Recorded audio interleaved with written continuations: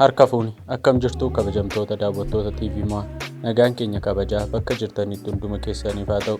Tursituu keenya har'aatiin akkuma amala keenyaa seenaa namoota jajjaboo isin biraan geenyu har'as gameessa dachee Afrikaa tokko isin biraan geenyaan hordofaa.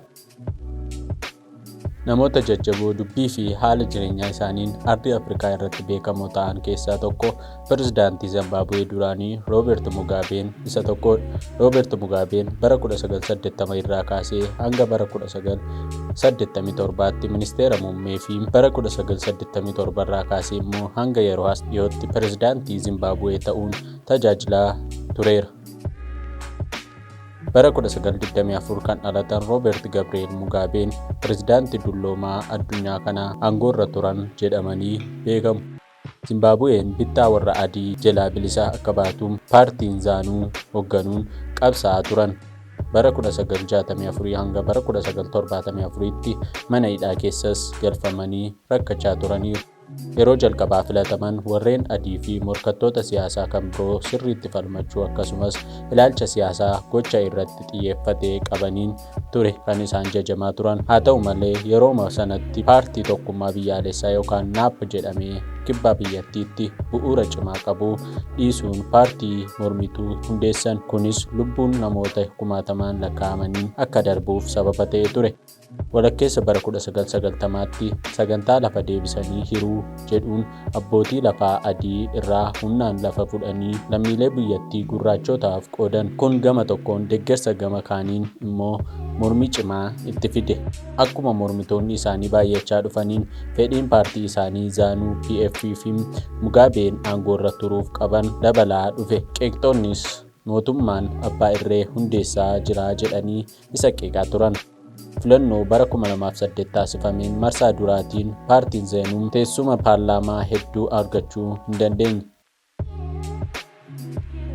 Kanuma hordofuun dursaan paartii mormituu Moorgaan Shaangaariyaan ammoo Mugaabee injifatan. Haa ta'u malee sagalee argatan kana kabajuuf eeyyamamoo hin taane. Adeemsi filannoo kun hedduu kan qeeqame ture. Kanarraa ka'uunis Mugaabeen aangoo akka hir'isaniif hawaasa addunyaarraa dhiibbaan irra ga'e. Kana bu'uureffachuun morkataan isaanii Moorgaan muummee ministeeraa ta'uun muudaman. Mugaabeen garuu akka ittiin tollee ifatti mul'isaa turan. Kanaanis Moorgaan Shaangaariyaan himannaa dhiyeeffataniiru. Waggoota muraasa booda bara 2013tti paartiin lameen heera mootummaa haaraa barreessuuf walii galan. Heerri kunis pirezidaantiin tokko marsaa lama caalaa harka hin dorgomne kan taasisu, qaamni seeraa baasuu naannoorraa akka jiraatu gochuu fi muummichi ministeeraa akka hin jiraanne kan jedhan of keessatti qabatee ture. Baruma kanatti filannoo taasifameen Mugaabeen sagalee dhibbentaa 61 argachuun Shaangaariyaan yoo mo'an, paartiin isaanii zaanuu immoo teessuma paarlaamaa harka 3 keessaa harka 2 argate. Kunis Shaangaariyaaniif kan liqimfamuu hin turre. Dhuma bara 2014 Mugaabeen pirezidaantii itti aanaa kan turan Joyce Mujuruu fi ministeerota 7 na ajjeesuuf yaalaniiru jechuun hojiirra ari'an. Mujuruun garuu himannaa kanatti waliin galle ture. Ilaalchi siyaasaa isaanii namoota bara 1960 keessa bilisummaaf falmachaa turaniin kan wal fakkaatu, biyyoota dhiyaa fi yaada kaapitaalizimii ija shakkiin kan ilaalanii fi mormitootaaf obsa kan hin qabnedha jedhamanii komatamaas turaniiru. Mugaabeen barreeffama kitaaba bara 1982 Biriitaanikaa Book of the Year jedhamuun barreessee qabsoo harki caalaan isaanii gurraachota walabummaaf godhan bal'inaan ibsuu danda'eera. Roobert Mugaabeen gara waggaa 37 Zimbaabuwee bulchaa turaniiru. Jalqaba muummicha ministeeraa ta'uun bara 1987 hanga bara 2017tti immoo yeroo dhiibbaa siyaasaa fi waraanaatti aangoo gadhiisuudhaan biyyattii bulchaa geggeessaa turaniiru.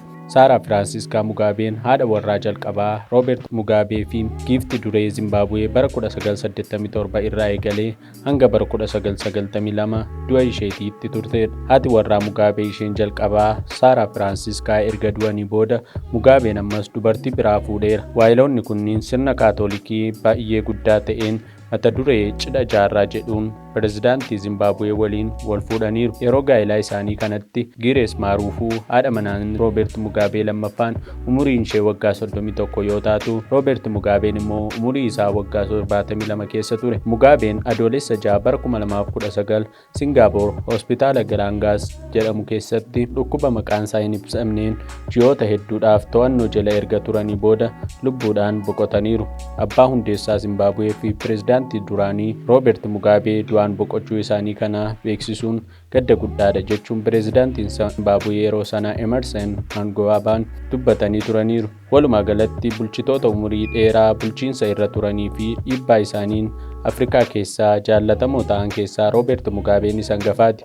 Dhimma bulchiinsa qofaa osoo hin taane haasaa fi dubbiilee isaa qoosaa fi raajeffachiisoo ta'aniinis namni kun baay'ee beekamaadha.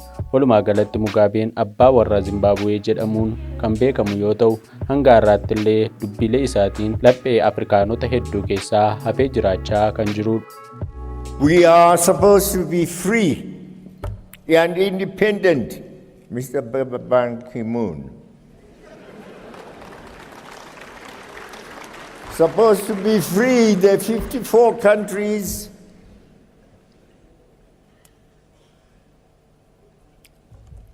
We come to the United Nations, it's ceremonial. Every year, September, we are there. We pay lots of money to go there.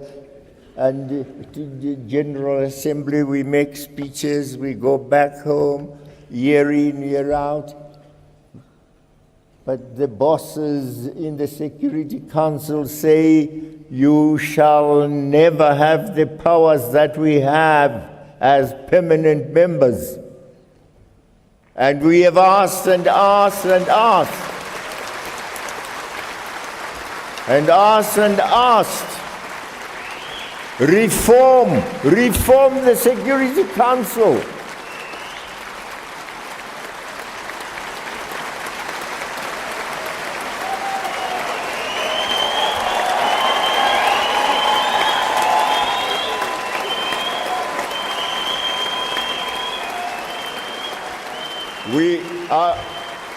I want to tell you, Mr. Ban Ki-moon, you are a good man. You are a good man. But of course, we can't make you a fighter. That's not what your mission was. We will fight a fight for our own identity, for our own integrity and personality as Africans. We are Africans.